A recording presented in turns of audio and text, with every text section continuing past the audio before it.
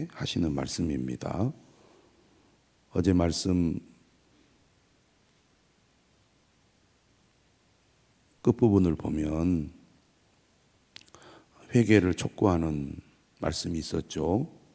여호와의 말씀에 너희는 이제라도 금식하고 울며 애통하고 마음을 다하여 내게로 돌아오라. 너희는 옷을 찢지 말고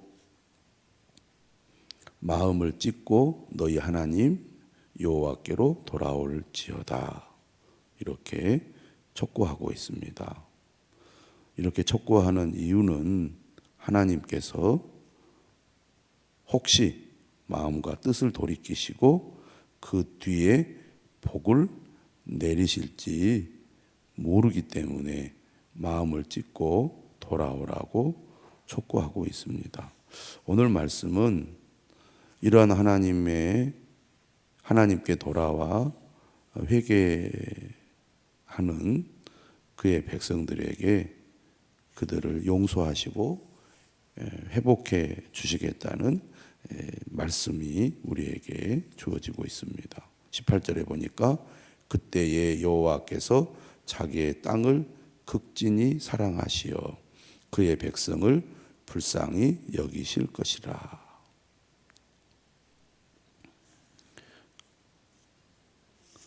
하나님은 어떤 분이신가? 자기의 땅을 극진히 사랑하시어 그의 백성을 불쌍히 여기시는 분이시죠.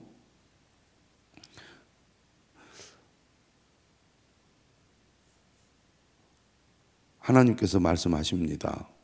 19절에 보니까 내가 너희에게 곡식과 새 포도주와 기름을 주리니 너희가 이로 말미암아 흡족하리라.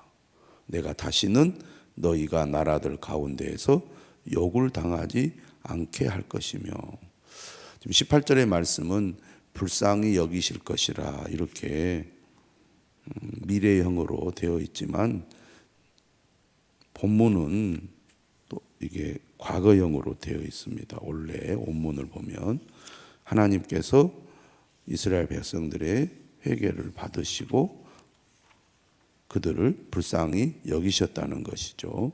그래서 그들에게 회복을 약속하고 있는 말씀이 19절 이하의 말씀입니다. 하나님은 우리가 죄를 회개하고 돌이키면 진노를 거두시고 용서하시고 회복하시는 하나님이시라는 것입니다. 20절에 말씀하죠. 내가 북쪽 군대를 너희에게서 멀리 떠나게 하여 메마르고 적막한 땅으로 쫓아내리니 그 앞에 부대는 동해로 그 뒤에 부대는 서해로 들어갈 것이라. 상한 냄새가 일어나고 악취가 오르리니 이는 큰 일을 행하였음이니라 하시리라.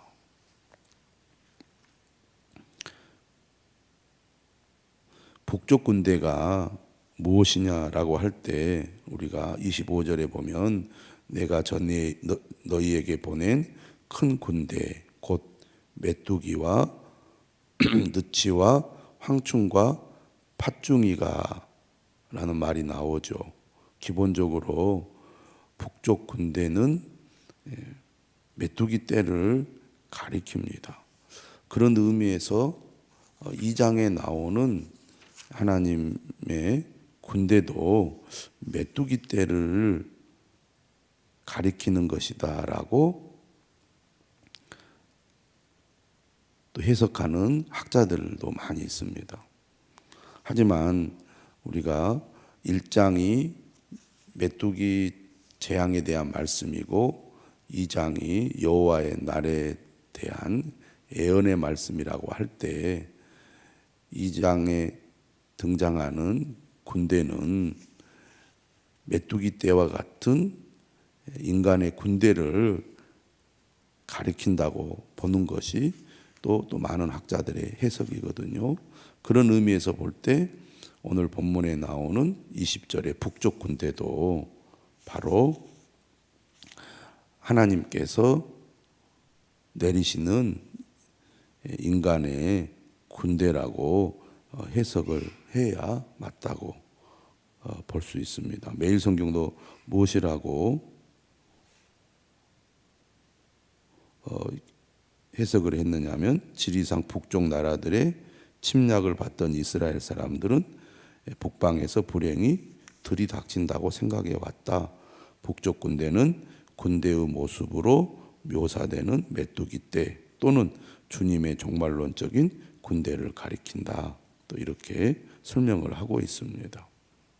이스라엘이 지금 메뚜기 재앙으로 인하여 막대한 피해를 입었지 않습니까? 그로 인하여 모든 것을 다 잃어버리게 되었는데, 이것은 마지막 하나님의 심판에 대한 예표의 성격이 있다.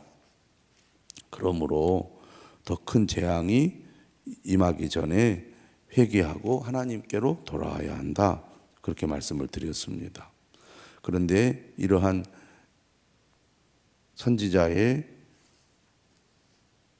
선포를 듣고 이스라엘 백성들이 회개하고 죄로부터 돌이켰기 때문에 하나님께서 그들을 긍휼히 여기시고 용서하시고 회복해 주신다는 것입니다. 모든 재앙을 거두시고 회복해 주시겠다고 말씀하시는 것이죠. 그래서 21절을 말합니다. 땅이여 두려워하지 말고 기뻐하며 즐거워할지어다. 여호와께서 큰 일을 행하셨음이로다. 들짐승들아 두려워하지 말지어다. 들의 풀이 싹이 나며 나무가 열매를 맺으며 무화과 나무와 포도나무가 다 힘을 내는도다. 메뚜기 재앙으로 말미암아 땅이 황폐화되고 들짐승들이 먹을 것이 다 없어서 그들이 소란하여 울부짖었다. 이런 표현이 1장에 나오지 않았습니까? 그런데 이제 회복이 되어서 그들이 먹을 것이 있게 될 거라는 것입니다. 그러므로 기뻐하라는 거죠. 23절에도 시온의 자녀들아 너희는 너희 하나님 여호와로 말미암아 기뻐하며 즐거워할지어다. 하나님께서 어떻게 회복을 시켜주시겠다고 말합니까? 모든 것이 다 말라버린 땅에 비를 내리시겠다는 거죠. 그가 너희를 위하여 비를 내리시되 이른 비를 너희에게 적당하게 주시리니 이른 비와 늦은 비가 예전과 같을 것이라. 모든 것이 사라지고 황폐화된 땅에 하나님은 은혜를 베푸셔서 비를 주시고, 비가 내리니까 메마른 땅이 다시 촉촉해지면서 풀이 자라게 되고, 그리고 곡식이 자라게 되어서 예전처럼 회복하게 될 거라는 것이죠. 마당에는 밀이 가득하고 독에는 새 포도주와 기름이 넘치리로다. 우리가 살아가다 보면 개인적으로나 가정적으로나 또 이렇게 국가 전체가 완전히 황폐화되는 그런 경험을 할 때가 있습니다. 우리나라를 한번 생각해 보십시오. 복음이 들어왔고 일제시대 그 고난의 시대에 믿음으로 말미암아 위로를 받으면서 또 신사참배의 핍박 아래서 믿음을 지킨 성도들이 있었습니다. 하나님의 은혜로 해방이 되었죠. 그러나 얼마 가지 않아서 전쟁이 일어나서 전 국토가 초토화되고 수백만 명의 사람이 목숨을 잃었습니다. 이제 다 끝이 났다. 이 재앙이 정말 마치 종말과 같은 재앙이라고 생각했을지도 모릅니다.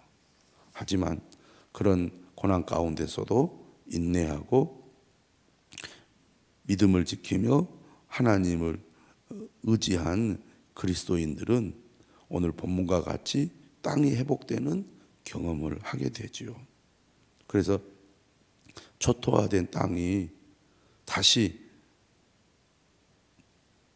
변화되어서 점점 좋아지고 발전하고 번영하는 경험들을 많은 그리스도인들이 하지 않았습니까? 우리 가정이나 우리 각자의 삶에도 이런 어려움들을 겪을 때가 있습니다. 모든 것을 다 잃어버리고 아무것도 남지 않아. 정말 살 수 있을까? 생존할 수 있을까? 미래가 나에게 있을까? 이런 두려움 가운데 처할 때가 있죠. 하지만 하나님이 우리 가운데 역사하셔서 우리를 긍휼히 여기시고 우리에게 은혜를 베푸시면 초토화되어서 아무것도 남아있지 않던 땅에 풀이 싹이 나고 나무가 열매를 맺는 그런 일들이 일어나게 된다는 것입니다. 그래서 다시 기쁨이 회복되도록 은혜를 베푸신다는 거죠. 고난 가운데 절망할 것이 아니라는 겁니다. 하나님께로 돌아와 그를 구하면 하나님께서 우리를 사랑하시기 때문에 반드시 우리를 불쌍히 여겨서 회복시켜 주실 것입니다. 그러므로 지금 현재 내가 모든 것을 다 잃어버리고 아무것도 없는 상황에 처했다 할지라도 우리가 여기에서 절망하거나 포기해서는 안 될 것입니다. 이때야말로 더욱 하나님을 찾고 하나님께 구할 때라는 것을 꼭 기억할 필요가 있겠습니다. 메뚜기 재앙으로 모든 것을 잃어버린 이스라엘의 25절 하나님께서 이렇게 약속하십니다. 내가 전에 너희에게 보낸 큰 군대 곧 메뚜기와 느치와 황충과 팥중이가 먹은 횟수대로 너희에게 갚아주리니 너희는 먹되 풍족이 먹고 너희에게 놀라운 일을 행하신 너희 하나님 여호와의 이름을 찬송할 것이라. 내 백성이 영원히 수치를 당하지 아니하리로다. 그런즉 내가 이스라엘 가운데 있어 너희 하나님 여호와가 되고 다른 이가 없는 줄을 너희가 알 것이라. 내 백성이 영원히 수치를 당하지 아니하리로다. 내 백성이 영원히 수치를 당하지 아니하리로다 라는 말을 2번이나 하고 계십니다. 우리가 때로는 일시적인 고난을 겪을 수 있습니다. 모든 것을 다 잃어버리는 경험을 할 수가 있어요. 하지만 믿는 사람에게는 그런 때야말로 하나님을 가까이 하고 하나님의 은혜를 경험할 수 있는 절호의 기회라는 것을 믿어야 하겠습니다. 하나님 반드시 그의 백성들을 버리거나 또 수치를 당하도록 내버려 두지 않습니다. 그러므로 우리의 고난은 잠시요, 우리에게 주실 영광은 영원하다는 것을 믿어야 되겠습니다. 29절 이하의 말씀은 유명하죠. 그 후에 내가 내 영을 만민에게 부어주리니 너희 자녀들이 장래일을 말할 것이며 너희 늙은이는 꿈을 꾸며 너희 젊은이는 이상을 볼 것이며 그때 내가 또 내 영을 남종과 여종에게 부어줄 것이며 성령이 임하실 것을 예언하고 있습니다. 구약 시대에는 성령의 활동이 제한적이었습니다. 특별한 사람들에게만 성령이 임하여 하나님의 능력을 나타내셨죠. 하지만 이제는 미래에는 모든 사람에게 성령을 부어주시겠다는 것입니다. 이것은 새로운 시대가 열릴 거라는 하나님의 예언의 말씀입니다. 이 말씀이 언제 실현이 됩니까? 바로 사도행전을 통하여 실현이 되지요. 예수 그리스도로 말미암아 새로운 시대가 열리고 이 새로운 시대 성령으로 말미암아 하나님의 뜻을 전하고 복음을 증거하는 역사가 일어나게 된 것입니다. 그리고 마지막 하나님의 심판과 구원이 있을 것을 선포하게 하신 거죠. 여호와의 날은 한편으로는 심판의 날이지만 또 한편으로는 구원의 날입니다. 하나님을 대적하고 악을 행하는 자에게는 심판의 날이지만 죄를 회개하고 하나님께로 돌아오는 자, 진실로 하나님을 믿고 따르는 자에게는 구원의 날이기도 합니다. 30절 얘기하죠. 내가 이적을 하늘과 땅에 베풀리니 곧 피와 불과 연기 기둥이라. 여호와의 크고 두려운 날이 이르기 전에 해가 어두워지고 달이 피빛같이 변하려니와. 출애굽기를 보면 8번째 재앙이 메뚜기 재앙이었습니다. 9번째 재앙이 흑암 재앙이었죠. 그리고 10번째 재앙이 하나님의 심판이 임하는 장자 죽음의 재앙입니다. 요엘서도 그런 이미지를 사용하고 있어요. 메뚜기 재앙이 내렸습니다. 그 메뚜기 재앙은 곧 마지막 때 여호와의 날에 심판이 있을 것을 예표하고 미리 보여주는 재앙이죠. 그래서 우리가 2장에 보면 어둠에 대해서 얘기를 합니다. 메뚜기 재앙 다음에 어둠이 임했잖아요. 그래서 2장 1절에도 보면은 이는 여호와의 날이 이르게 됨이니라 이제 임박하였으니 곧 어둡고 캄캄한 날이요 짙은 구름이 덮인 날이라. 이 흑암 재앙은 곧 하나님의 심판을 예고하는 거잖아요. 장자의 죽음을 통해 애굽을 하나님께서 심판했던 것처럼 마지막 때 하나님께서 이 세상을 심판하게 된다는 얘기입니다. 하지만 여호와의 날, 심판의 날은 믿는 사람들에게는 구원의 날이죠. 그러므로 32절은 말합니다. 누구든지 여호와의 이름을 부르는 자는 구원을 얻으리니. 우리에게는 소망이 있습니다. 세상이 캄캄하고 어둠이 임하여 모든 것이 끝이 날지라도 여호와의 이름을 부르는 자는 구원을 얻게 될 것입니다. 이는 나 여호와의 말대로 시온산과 예루살렘에서 피할 자가 있을 것이며 남은 자 중에 나 여호와의 부름을 받을 자가 있을 것임이니라. 세상은 절망적이고 모든 것이 다 끝이 난 것처럼 보이지만 주님을 믿고 주님의 부름을 받은 자들은 반드시 구원을 얻게 될 거라는 것이죠. 우리도 이 믿음과 소망을 가지고 하나님께로 가까이 나가야 할 것입니다. 우리를 사랑하시고 우리를 불쌍히 여기셔서 우리를 도우시고 회복하시고 은혜 주실 하나님을 찬양하는 이 아침이 되시기를 주님의 이름으로 축원합니다. 기도합니다.